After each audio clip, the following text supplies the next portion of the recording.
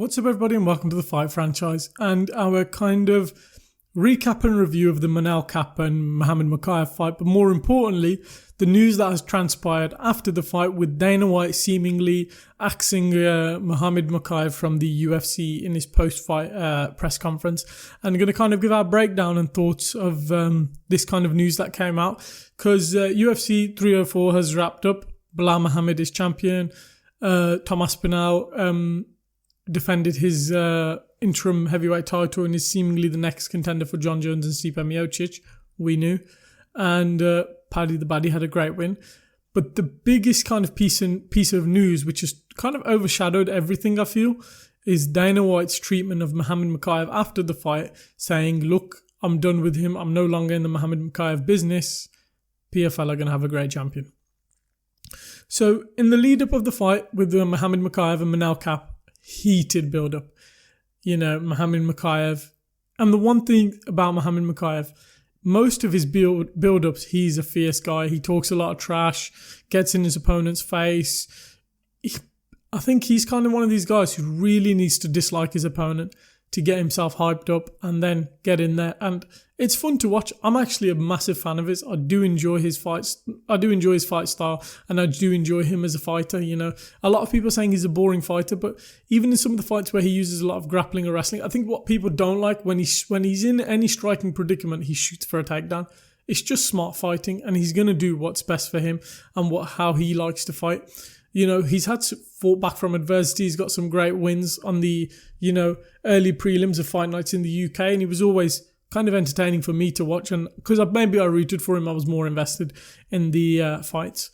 But that being said, I feel like backstage he was a nightmare to deal with, And the one thing I did enjoy, he was trying to become the youngest world champion in the UFC's history, trying to diminish John Jones, outdo an achievement that he had. It's probably why Dana White doesn't like him or didn't like him, trying to beat John Jones's records. But yeah, I thought entertainment, fun, has a goal, has a purpose, undefeated, a way lightweight Dagestani fighter who's trying to do it. I know he's worked from fights out of Wigan in England, but still amazing.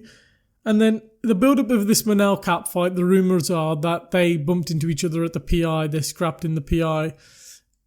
In the fighter hotels, he tried to say, hey, let's get a picture. And then after the picture, Mokaev jumped in with his team, and during the fight, during the build-up, it was a nightmare. And then when the fight came, and it wasn't the most entertaining fight. The build-up was insane, and it was fun to watch, but the fight itself was a dud. Both tentative, both didn't really give it their all, and that sometimes happens. I don't diminish the guys for that. It's unfortunate. How many times do we see guys, I'm going to kill you, I'm going to knock you out? Sean Strickland's rife for this. Sean Strickland talks the most trash, but he has the most conservative fight style. Colby Covington, Jorge Masvidal talks so much trash. The fight was a dud. So yeah. But the one thing that's come out after the fight, Mokaev said during his press conference, he goes, the UFC, they want me to have a more, fun fight style. They don't want me to wrestle as much. I think that's quite ludicrous. I think the one thing we love, it is entertainment. Mixed martial arts is entertainment. But we want to see the best fighters in the world fight each other and implement their game plan, win their fights and go up in the division.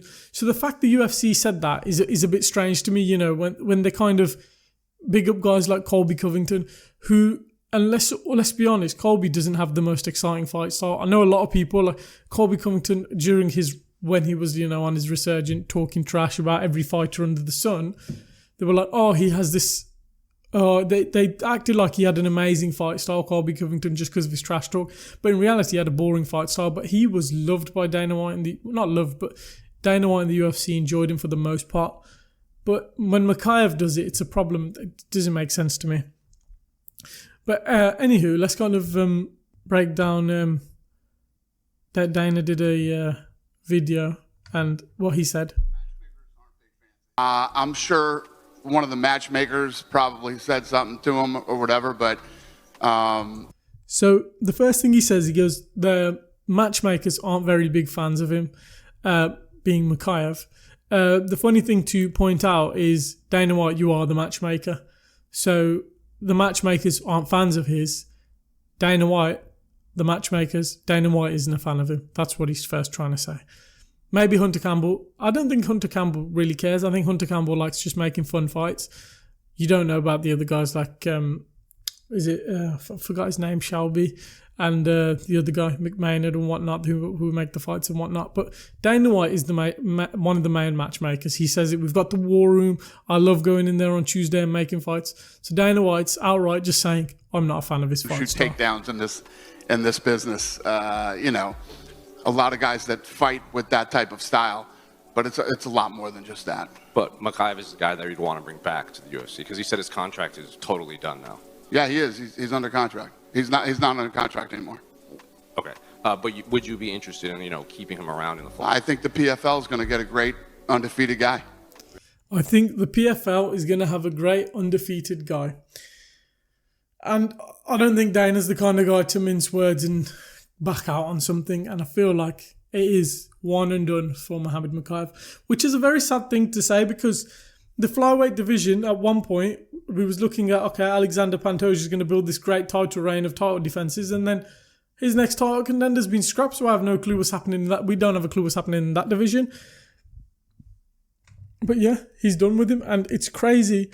Whether it's his behaviour behind closed doors, one of the guys said, is Mokaev asking for too much money? And Dana said it's not that. Could potentially be that, but I don't think it will be that. I don't think Dana would lie about that. I think he'd give Mokaev the contract. But I genuinely believe Dana White is just in the case of he causes too much drama potentially, and he's like, I'm done with it in that sense. And also Mokaev doesn't make a lot of friends, he makes a lot of enemies, but that's good business. That's good business for the flyweight division. If you're looking at outside the title picture, who's caused the most buzz in the flyweight division? Mokaev's one of them. He's calling out people left, right and centre. After every win, he would go, I want this guy. I want this guy. I want to beat this guy. And he was actively calling for the title because he wanted to be the youngest champ in the division. Dana White always says he likes guys who fight and work their way up and, do things the right way and kind of had their head screwed on. Mokaev said his head, okay, maybe outside the octagon and pre-fight shenanigans, he doesn't have his head screwed on, but there's something strange about this. Because he's just beaten Manel Kape. Okay, it wasn't a dominant performance. Okay, it wasn't clear-cut. But he's also given benefit of the doubt. He's 23. He's young. He's up and coming. He hasn't even hit his prime yet. So why Dana White is severing ties with someone like him who can help build the division that Dana White doesn't like, but help build this division, it's just so bizarre. Because I am a big fan of Alexander Pantoja, and I think if him and Mokaev fought, Alexander Pantoja easily wins. He's stronger, he's probably faster, better striking, and he's got great grappling to counteract Mokaev's grappling. So he'd beat Mokaev. I feel like Mokaev needs years to grow into his frame, get a bit stronger, and have that kind of strength, that grown man strength that probably Pantoja has. But you've just axed your number one contender. That would have been a great title defense for Alexander Pantoja in a co-main event of a card. And I genuinely, it baffles me. And maybe it is his out of, octagon and pre-fight shenanigans that he's causing too many problems. But Connors threw a dolly at someone. Khamzat Chimaev started beef with Kevin Holland before the fight against Diaz. There's been Nick Diaz and Nate Diaz have done God knows how much. Jorge Masvidal's attacked Colby Covington before the fight. There's been so much of this BS where people have fought each other. And now Dana's going to be like, well, I don't like this. I'm going to axe it because I don't like the flyweight division or something. It's ludicrous. It's honestly the most dumb thing I've ever heard from him. Mohamed Mokaev, give him a new contract. Whether or not, don't even pay him as much as you want to pay him and say, look, we're not high on you. We're not the biggest fans of you. Hunter Campbell can say, hey, look, get Hunter Campbell to do the deal. If you don't like him, Dana, you don't need to be the guy who does the deal. Get Hunter Campbell to do it. Hunter Campbell did the deal with John Jones and get him to sign him on a 3-fight contract or a 4-fight contract, not many fights, and get him his deserved title shot. He deserves a title shot. There is no other contender for Alexander Pantoja to fight, really. Let's have a look at the division. Where's the UFC flyweight division? Let's see if we can find the rankings, because I genuinely believe there's no contender. And it's just dumb.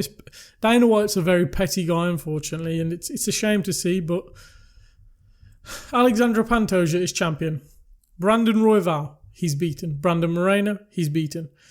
Amir Albazi, he's never fought. I had no idea where Amir Albazi is. He was supposed to fight Pantoja. Kai Kara France, I'm pretty sure Kai Kara France doesn't... Does Kai Kara France even have a win? Was he coming off a loss? Because I know he's supposed to fight Steve Ersic. So yeah, Kai Kara France is on a 2-fight losing streak. You can't really give him a title shot. Where's it gone? Lost the list of the rankings. Tatsuro Taira. Okay, you could potentially give him a shot. Then it's Mokaev, who's on a 6-fight win streak or 7-fight win streak. You know, it's just bizarre. And maybe it is the pre-fight antics and Dana's had enough of it, but I just think it's a bit hypocritical when you haven't had that same energy for other fighters who've let you down on so many occasions. And then you want to punish Mokaev for, I don't know what.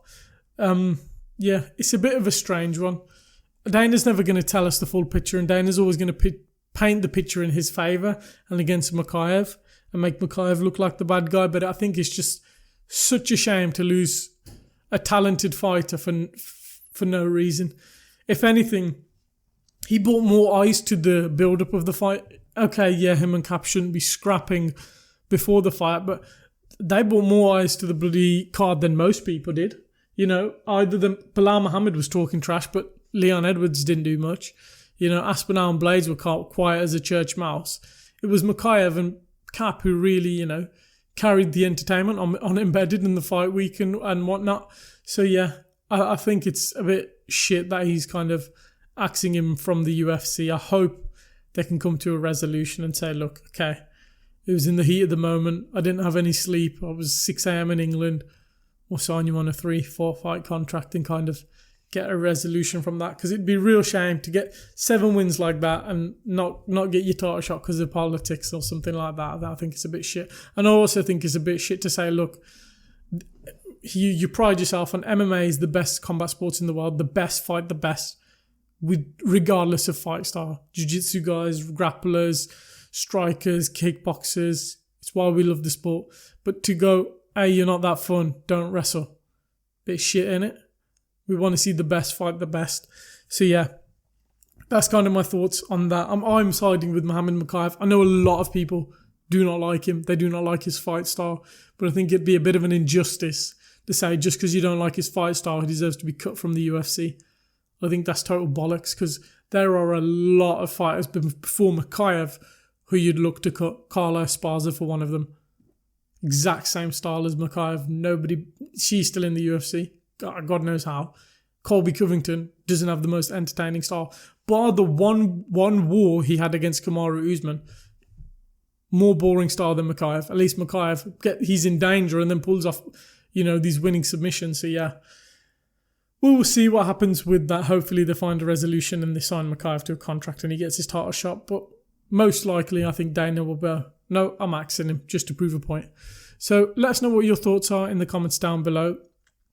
Do you think Mokaev should be cut from the UFC? Do you like his fight style? Do you side with Dana White? Do you side with Muhammad Mokaev? Let us know down in the comments below. Leave a like if you enjoyed the video. Subscribe for more MMA fight content coming soon. We hope you enjoyed the video and we'll catch you in the next one.